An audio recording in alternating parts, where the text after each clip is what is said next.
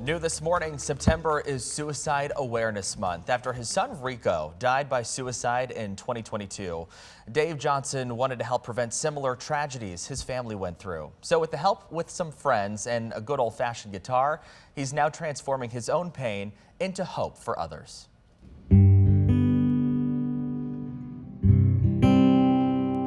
They say music is the language of the soul. For Dave Johnson, his soul speaking through his fingers, strumming the strings on his trusty guitar. Looking back, there were so many signs. For Dave, his memory this month is heavy on his son Rico. Had the biggest smile and the biggest heart out of anybody. Very adventurous young man. Loved the outdoors. He loved hunting, fishing, music lover. He loved country music. He loved it when I played guitar at home and sang. He always told me I should be on the radio, which, you know, I disagree with him on that. Unfortunately, Rico died by suicide in 2022. Having just lost his son, Dave, months later, was playing with his band at the local Dorr Moose Lodge. That's when he met Phyllis, who runs the lodge. Exactly. She unfortunately also lost a stepdaughter, Andrea, to suicide. A very, very brilliant, smart young woman. She struggled, but just so intelligent.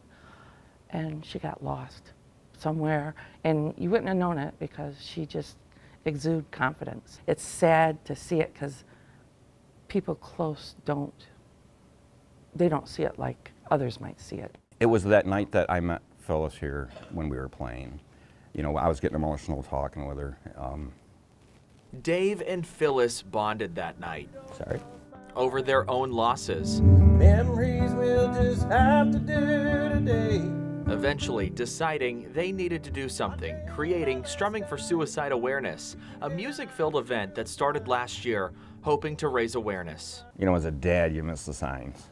What we've gone through, and a lot of other families, to be able to create something that can bring awareness.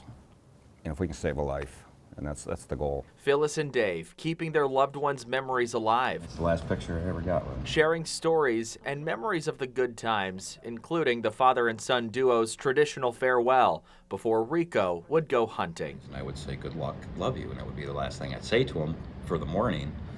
And when my daughter was old enough to go with him, and he would take her hunting, I would say, hey, make sure you get her to her stand and make sure she's set and ready to go. And he carried on the same thing. He said to her, good luck, love you. Good luck, I love you. That song we've been hearing, it's written in memory of Rico, with the help of friends, made in the wake of Rico's death. And it's music and this event that Dave and Phyllis hopes will help change someone's life for the better. I mean, we had a young man here last year who heard about the event and came in, and that was struggling. Won a 50-50. And to see the smile on his face. Of course, we didn't know, but we knew the young man was excited. I mean, that changed him for a day, you know? And how do you put a dollar amount on that?